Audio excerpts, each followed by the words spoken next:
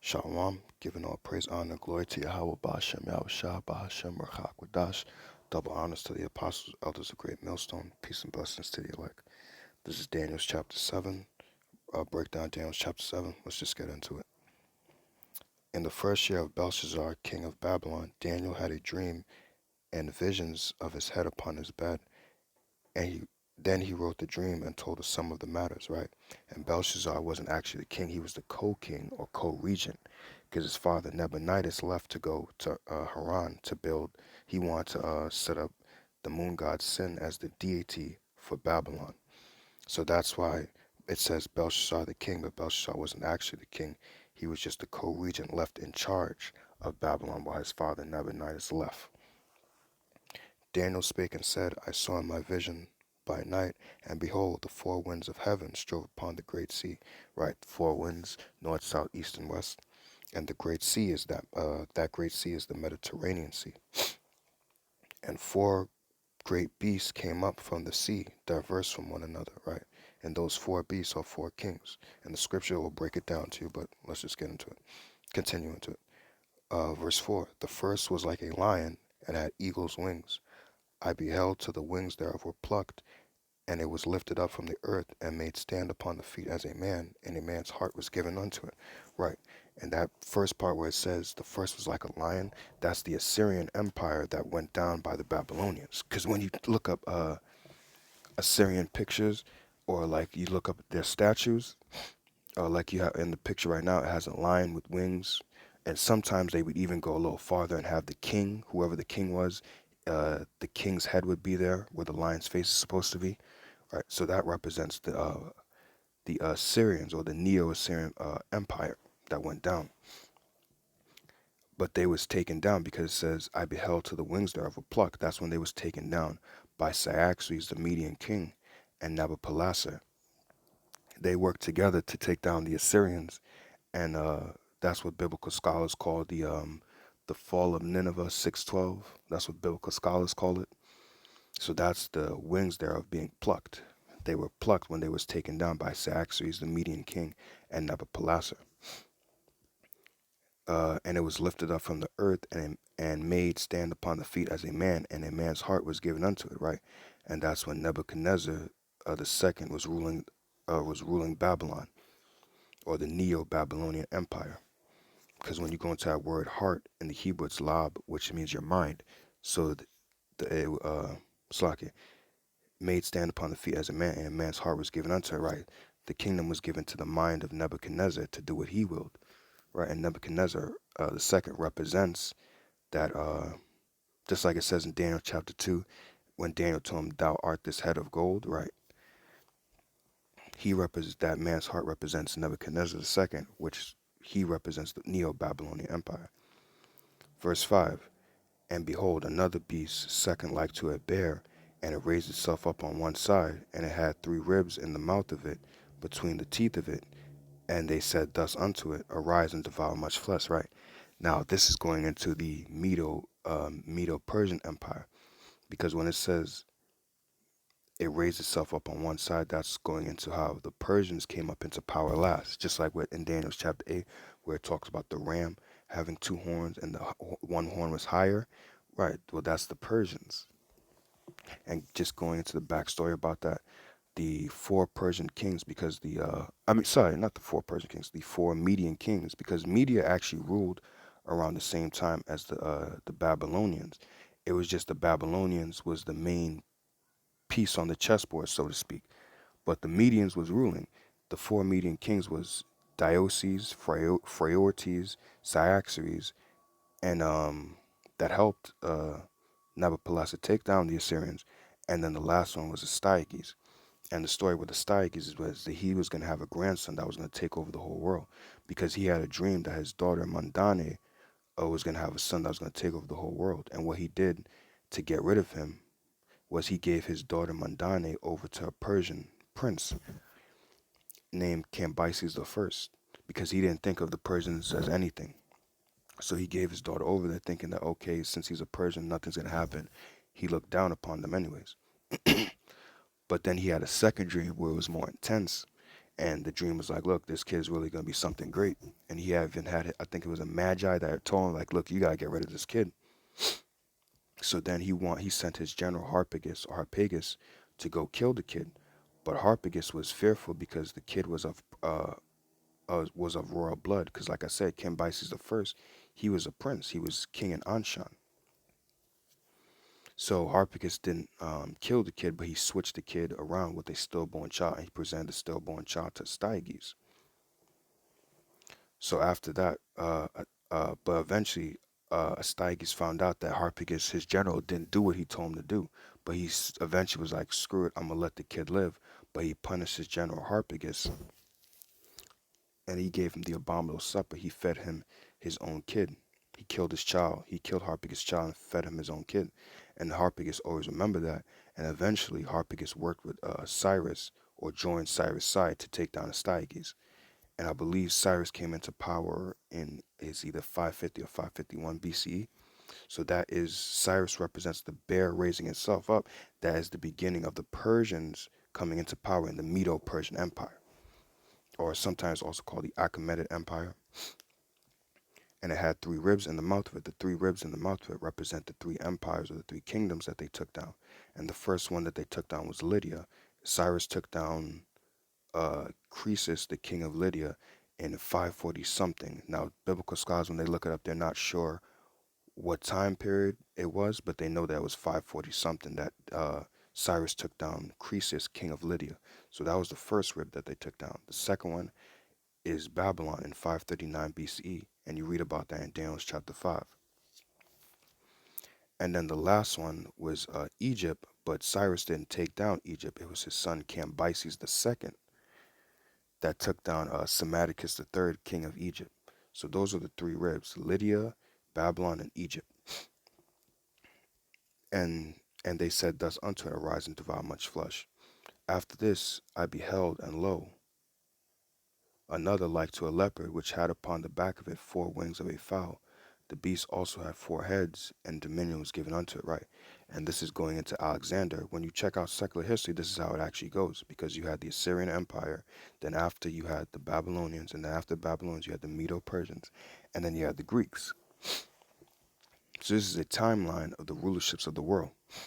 After this, right, this leopard represents Alexander the Great. And if you look up pictures of Alexander, put like Alexander with leopard skin on, or just put Alexander and leopard, you'll see like some of the images will show him with like a leopard around his body or on his head. Like he'll have the leopard head on his head, like they gutted it out and put the leopard's head on him, which had upon the back of it 4 wings of a fowl.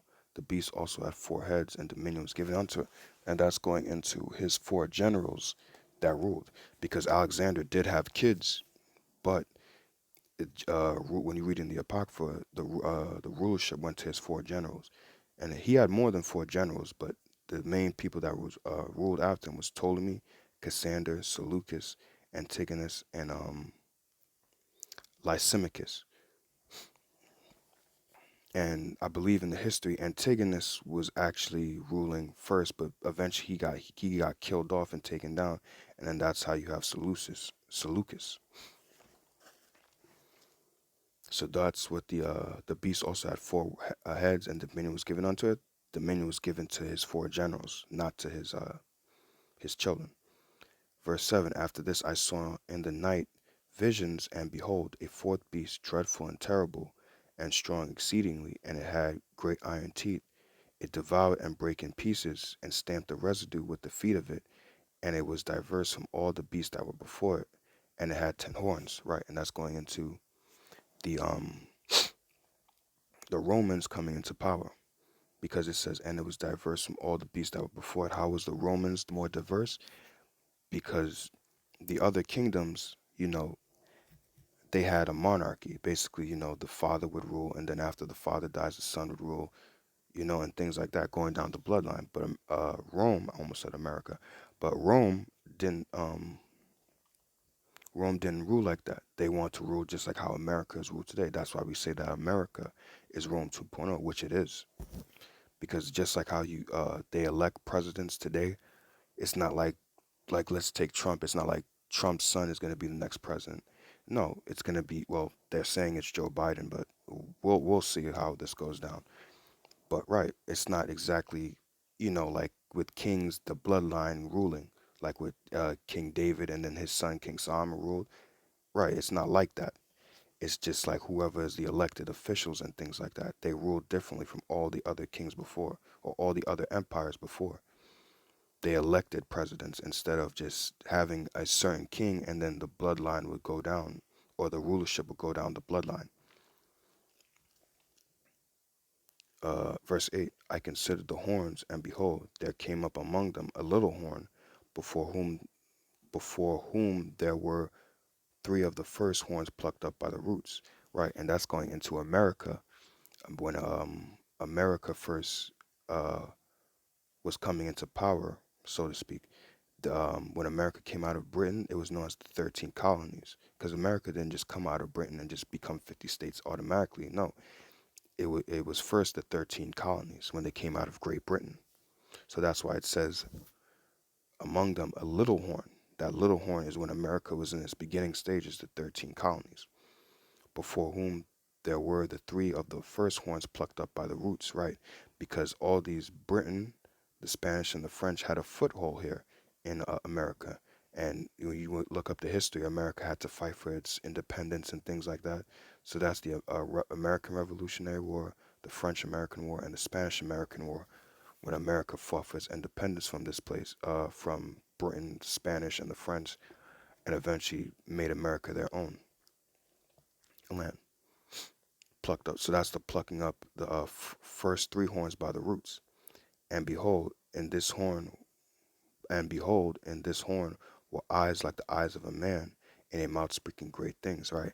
And that's when America eventually grew into its 50 states now. And when you listen to America speak, or whoever the president is that represents America, let's just use Trump for an example, they always say the same thing, that what? America is the greatest country. We have the best military. We have the best doctors. We have the best this. We have the best food, this and that. Like no other place in the world has the best anything. Verse 9, I beheld till the thrones were cast down, and the ancient of days did sit, whose garment was white as snow, and the hair of his head like the pure wool. Right, and this is going into the look of the Most High. It said he has a garment white as snow. So it's letting you know that the Most High has a body, and his hair. So he even has hair of his head like the pure wool. And who has woolly hair? Negroes. So if people to see the Most High, he would look like a so-called black man. His throne was like the fiery flame, and his wheels as the burning fire, right? That's going into chariots. A fiery stream issued and came forth from before him. Thousands ministered unto him, and 10,000 times 10,000 stood before him. The judgment was set, and the books were opened. Verse 11, I beheld then because of the voice of the great words which the horn spake. I beheld even till the beast was slain, and his body destroyed and given to the burning flame. Right, and that's going into when America is going to be destroyed. Because it talks about the horn.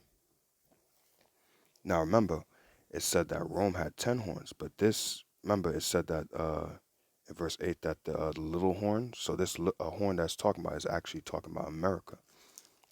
Because Rome did not go down by fire, but America is going to go down by fire because of the technology that we have today with these nuclear missiles. Just getting a precept, Slovakia. This is Revelation 19 and 20. And the beast was taken, and with him the false prophet that wrought miracles before him, with which he deceived them that had received the mark of the beast, and them that worshipped his image. These both were cast alive into a lake of fire, burning with brimstone. Right?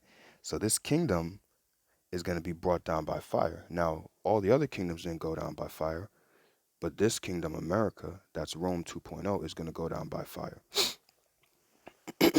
So like you're just going back, because Rome wasn't taken down by fire, but America with this technology and these nuclear missiles will be taken down by fire. That is the lake of fire that John the Revelator saw. Verse 12, as concerning the rest of the beasts, they had their dominion taken away, yet their lives were prolonged for a season and time. I saw in the night visions, and behold, one like the Son of Man came with the clouds of heaven, and came to the Ancient of Days, and they brought him near before him.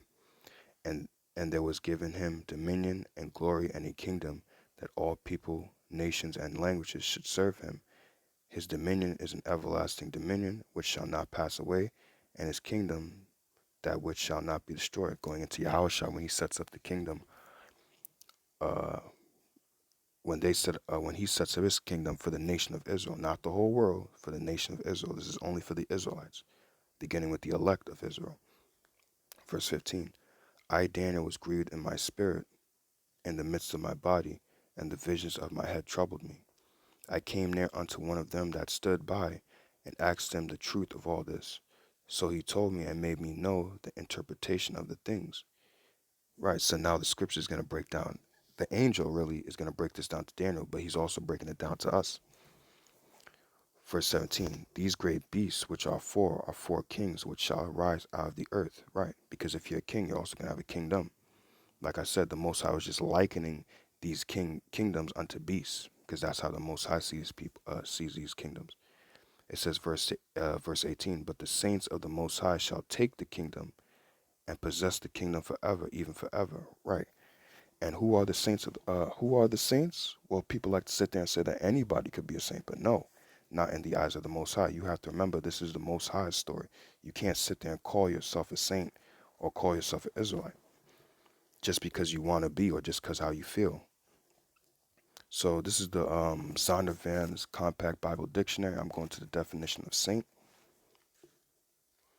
It says saint, a member of God's covenant people Israel. And who made a covenant with the Most High? Let's just get a precept on that real quick.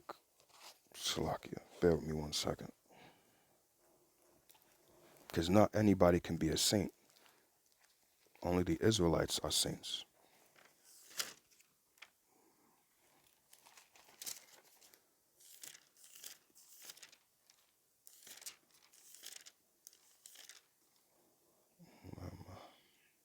Okay, right. This is Exodus chapter 19. I'm going to start from the top.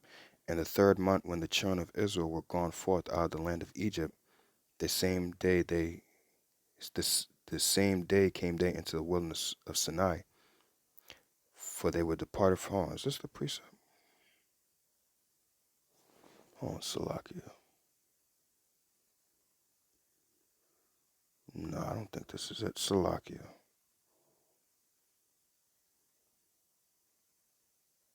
Hold on, let me find the precept. Salakia, bear with me 1 second.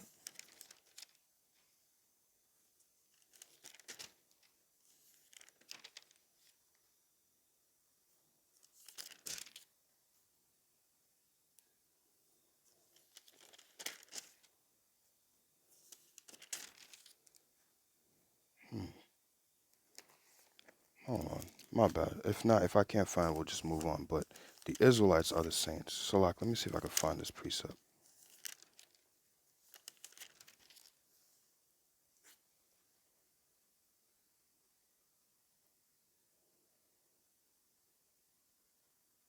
Okay, this is it. Hold on. Salakia. Right. So I'm just continue on. Exodus 19 and 2. For they were departed from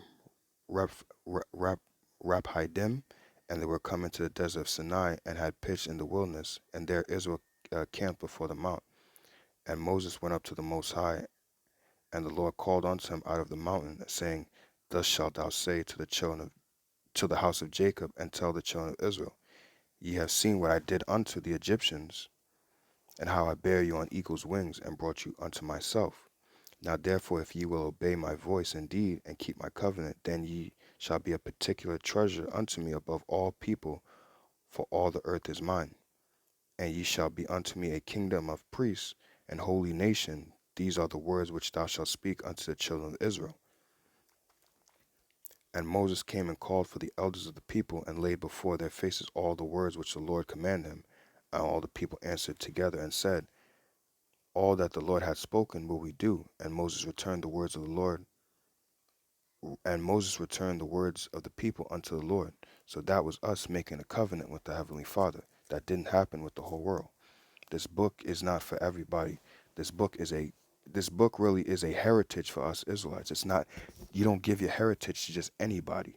So when people try to sit there and say anybody can be saved, no, this book is a heritage book for us. And you don't just give your heritage just to any old body. So you can't sit there and say that this anybody can be saved. I'm sorry, just not. It's not going down like that. Verse 19. Then I would know the truth of the fourth beast, which was diverse from all the others, exceeding dreadful, whose teeth were of iron, and his nails of brass, which devoured and brake in pieces, and stamped the residue with his feet. And of the horns that were in his head, of the other which came up, and before whom three fell, right, which is the British, the Spanish, and the French. Even of that horn had eyes, and a mouth that spake very great things, whose look was more stout than his fellows. Verse 21, I beheld, and the same horn which made war with the saints and prevailed against them. Right, and again, like I said, the saints are Israelites. But how did this same horn make war with the saints? Right, when the so-called white man brought us here into slavery, when he brought Judah, Benjamin, Levi over here to the Americas, and also with not I almost said Alexander Salakia, with what's his name? Uh, how am I forgetting this guy's name? Salakia.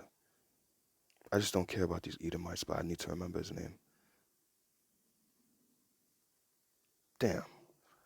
But when the Americans came over and harassed Gad and killed Gad, I don't know why I'm forgetting this Edomite's name. Salakia.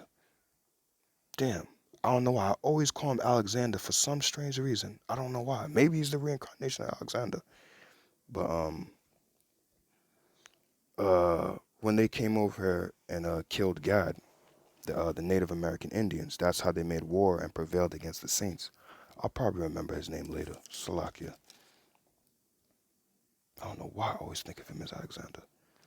Verse 22, until the Ancient of Days came, and judgment was given to the saints of the Most High, and the time came that the saints possessed the kingdom. Right.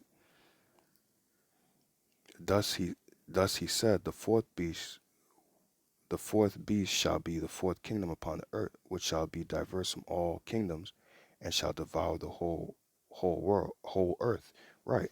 And that is Rome coming back, just as America, because Rome didn't take over, devour the whole earth. Now it devoured the whole known world. But now that we're in the future, right, America has devoured the whole world. America is in charge of the whole world, and shall tread it down and break it in pieces.